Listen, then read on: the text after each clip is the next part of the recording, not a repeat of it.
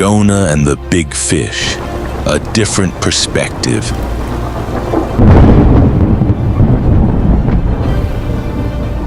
Jonah ran from the call.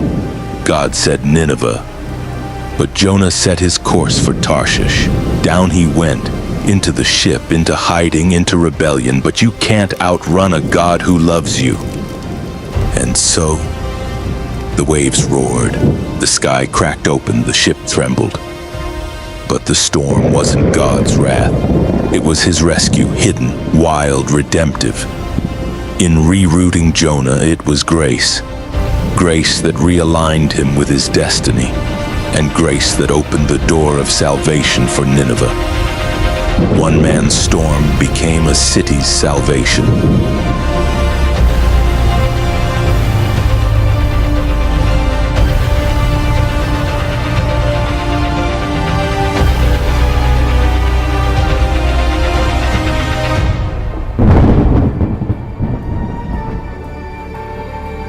The word of the Lord came to Jonah, saying, "Arise, go to Nineveh, that great city, and cry out against it." Jonah didn't arise to obey. He ran in the opposite direction, and for centuries we've judged him, rebellious, disobedient, cowardly. But what if Jonah wasn't running from God? What if he was running for his life?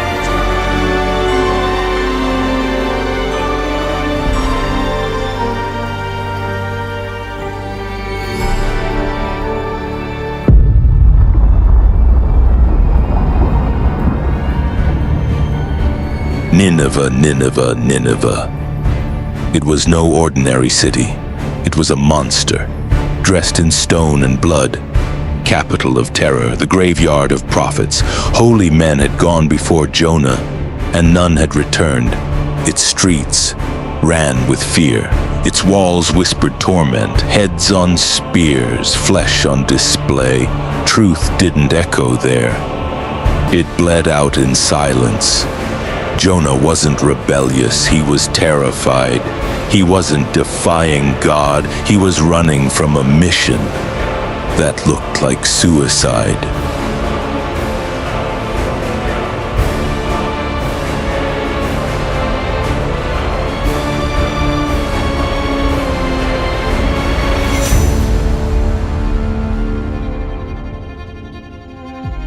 God knew. He knew Jonah would run. He knew the fear that gripped his heart.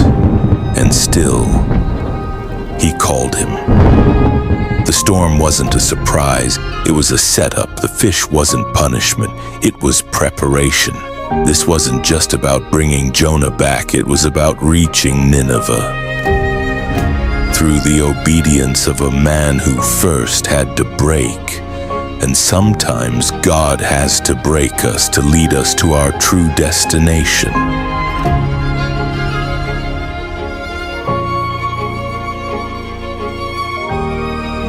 He wasn't just swallowed by a fish. He was swallowed by silence, by isolation, by the grave. No light, no air.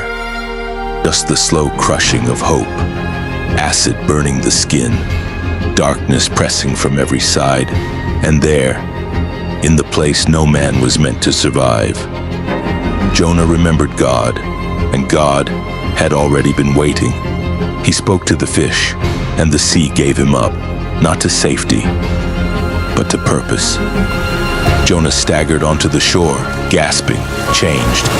He should have died, but something had kept him, and as he stood, something unseen shifted. Because this wasn't just deliverance, this was a setup. Even Nineveh would listen now. Nineveh was a fortress of brutality, a city soaked in blood and ruled by fear. They had slaughtered prophets before, but this one they listened to. Why? Because their god, Dagon, was half man, half fish. So when they heard that a man had emerged from the sea, delivered by a great fish, they didn't dismiss him, trembled. Jonah was a walking sign, not just a man with a message, but a message in flesh and blood. God had spoken to them in their own language, through their own idol.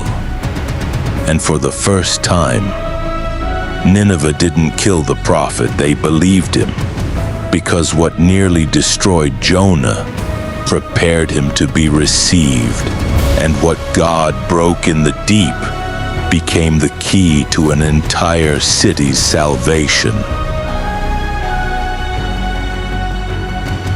Jonah's suffering, being cast into the sea, swallowed by a great fish, surviving 3 days in utter darkness, wasn't just punishment. No air, no light.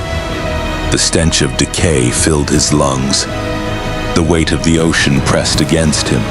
The fish's belly twisted him, turned him, crushed him. Acid burned his skin.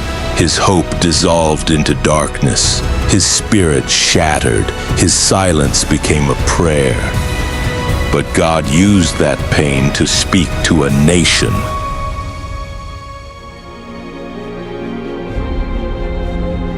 Generations later, Jesus would point back to Jonah.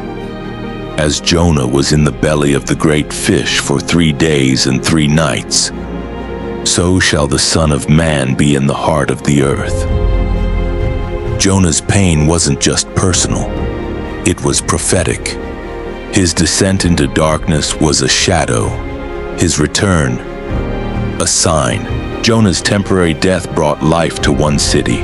Jesus' death would bring life to the world. The belly of the fish pointed to the depths of the tomb, and the mercy Nineveh received was only a whisper of the mercy poured out at the cross.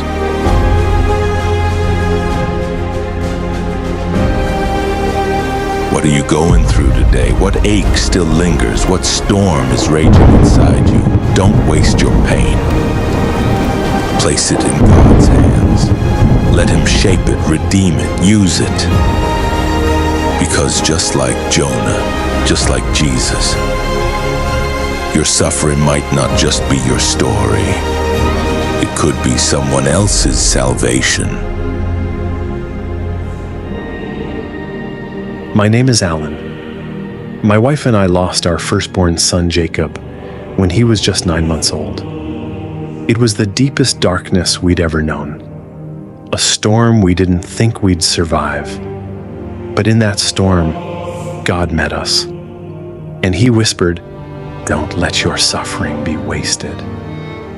So we began to share our story, not to glorify pain, but to testify that even in the belly of grief, God can birth purpose.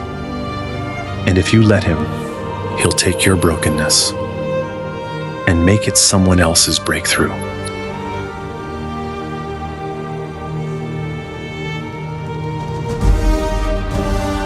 Keep trusting.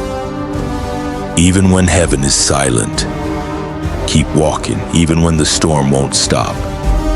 Because what feels like your ending might just be where God's greatest work begins. He turns graves into gardens, ashes into anthems, pits into pulpits, and your deepest wound into someone else's healing.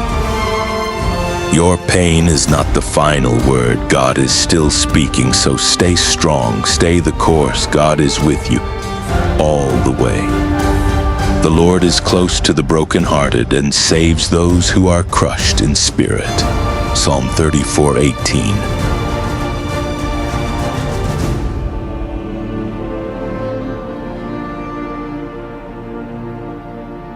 Our pain became our purpose, and now it's our mission. If this story stirred something in you, like the video, subscribe to the channel, and share it with someone who needs light in their darkest hour. But don't stop here. Step into our next AI-crafted Bible story, The Making of a Hero, Gideon. The journey of another broken man, called by God to do the impossible.